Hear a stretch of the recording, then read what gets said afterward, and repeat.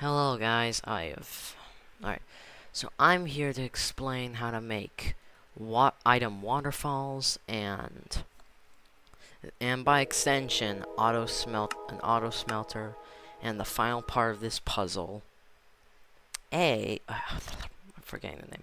So basically we're gonna be teaching how to make item waterfalls, auto smelter, and also by special extension this. You're probably wondering, what the hell is that? But first, let's start on the auto smelter, the more complicated thing.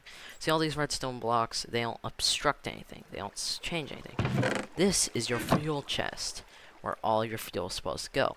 So some systems have like an advanced thing where like, oh, so it's full. Now we make a signal to the piston.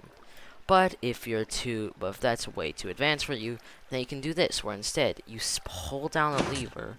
Then you or you can make it a button, whatever you prefer. Actually, no, a lever, so you can easily pull it back. Then it proceeds to travel through and give each individual spot coal. And see, it doesn't have to be that kind of specific kind of fence, but that's just safety for fireproof, just in case. And then this is the fuel chest. Well, not fuel, but material chest. This is meant to launch all the materials. See, all these redstone, and then it travels through, hits a wall, bounces back. And then, yeah, and then this back section drives, excuse the music, and then this is a double layered auto smelter. You can do a similar version where instead it ends right there, and then reverses it, and then sends it back. But anyways, I digress. See, each one of these things are important, because that halts your item hopper. That's where all your smeltables go in. So let's just do ancient breeze. See how fast it depletes. See, item hopper, boom. And then you just proceed to let it just do that. You have it enabled, so it constantly runs through all your fuel sources. And then, see, this auto dropper right here is meant to detect whenever an item goes into this specific spot, and therefore will immediately dispense out all incoming items within a second. See, the whole reason, which you don't have to do this water part, but basically that's just meant for cool effect, where oh, I want all my items to drop on me, make it rain. So that is how you get that make it rain kind of effect. Alright, I'm gonna stop this before it gets too laggy, as it disposes of that. Now this is what you'd like to call an item. So these things are basically what you like to call. Oh yeah, this is a kind of painful process. Someone knows how to immediately just bring an inventory full of these. Then do tell, because basically you shove in all the items you want it to dispense out into each one. So you fill whatever you want it to shoot out in each individual slot. Oh yeah, this also uses a same system, but extended and made for specifically, this. Oh wait, yeah. Don't question why that redstone piece is missing. That's not an essential part of it that makes it work. No, that's just called oh, I want it to stop now, so you just do that. This one is a bit more advanced than just having that thing. Instead of having that thing as its only baseline thing. Feature. Alright, so I just fill all these up. But before I fill that one up, you'll want to see this. So, see, this is its system. Water flows in through there. There's blue ice or whatever ice you prefer. Just packed ice above. It would slide off of that, which those frames signs prevent, and then it would have a bunch of full water blocks right here. Oh yeah, this spot right here is meant to prevent it from falling out. Then the redstone, then it would drop all the items into there after they flow up and travel through there, like a pipe system. And then we'll see this in full demonstration.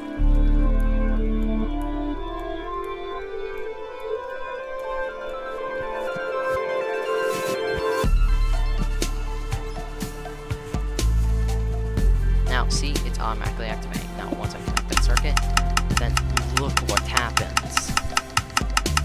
This is an item waterfall, and then as you can see, like I described, it would flow up and go back down.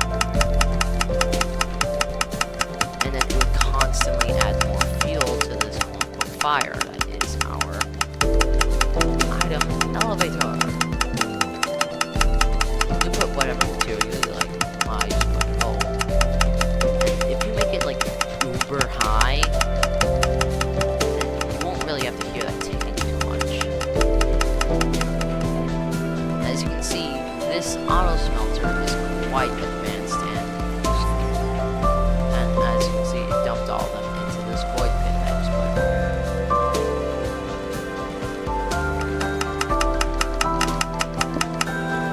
Now that's just to disable it. So, anyways, let's get on to other things. Like this is, well, how would I describe it? So you have one extra block here. These are where like some observers would go. And this, it's basically a 3x1 elevator. This is the platform.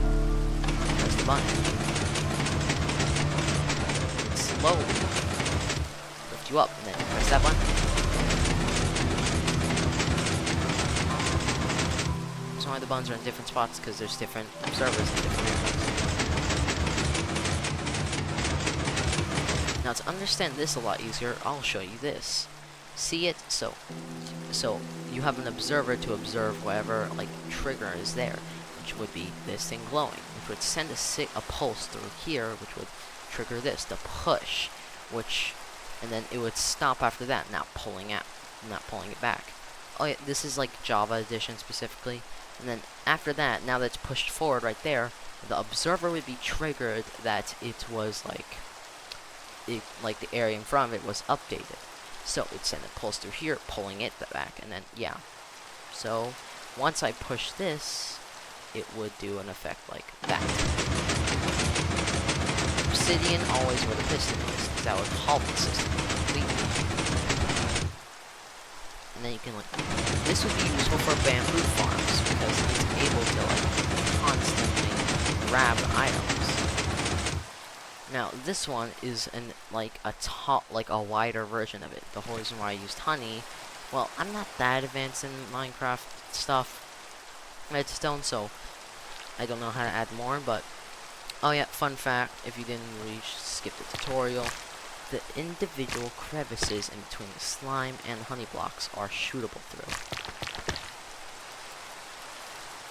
So let's see. Alright, so it uses the same system. So this time slime down here, but honey up here.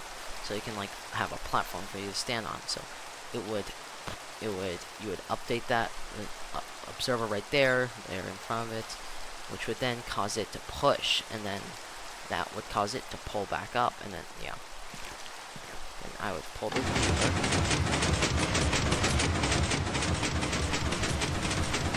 Oh yeah, I just put that there because it costs less materials.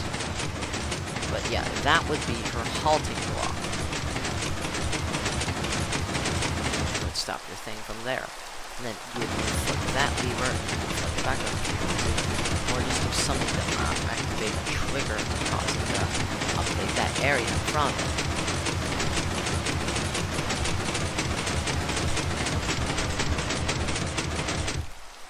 Oh yeah, this is a system that's kind of painful to work with. These are called item cannons.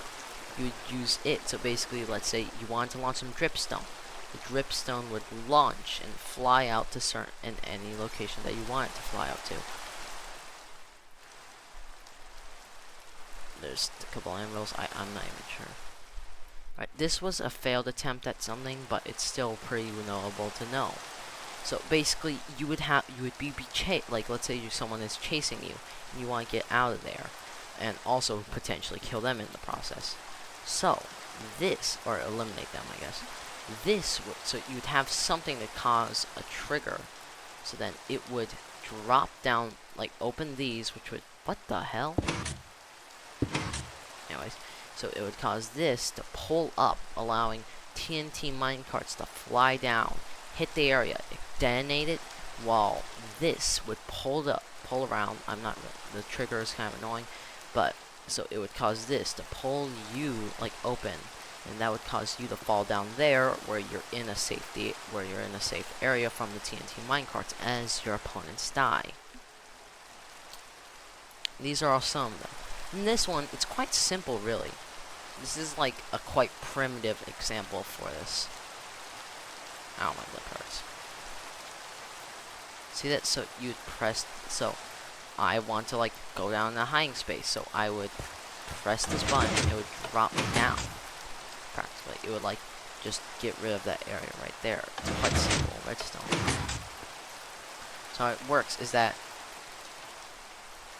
it would so how I set it up is that the trigger that you choose would cause a redstone signal into there, disabling this temporarily so that it goes down, and then it would have a repeater right there set at tick 2, so then it would proceed to then send a signal to then disable that, which now that this is down, it would pull both of them, and then it would re-extend, and this thing would re-enable, and this would thing disable, so it would re-extend and do that. So let's show you.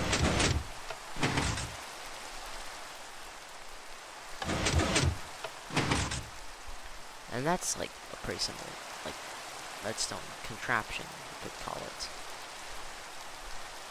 Just a one block hidey hole. And you can change up how it looks so that it changes how you like if you want to have a different door. If you watched this video and found it useful, then please do like and subscribe. Yes. Person watching. And this is this could actually help you. Oh yeah, explain these. So this here would be like, for this use would have a bamboo farm. These two obviously an elevator. This it's literally just a flex thing. Like that's just its whole purpose, to flex on friends and enemies and whatever. This, it's for smelting. The reason for that, you could instead go into a storage chest, or could like travel up, drop down here, and instead of going into the void pits, like I said you'd have hoppers here where it drop into a chest. For now though, I'm just going to disable that, and hope you enjoyed this video. And please like and subscribe as I make more stuff, like more me doing my casual adventures by more, and also I could potentially show you my more advanced world, and I'll continue working on this world, adding more machines to show y'all. Goodbye.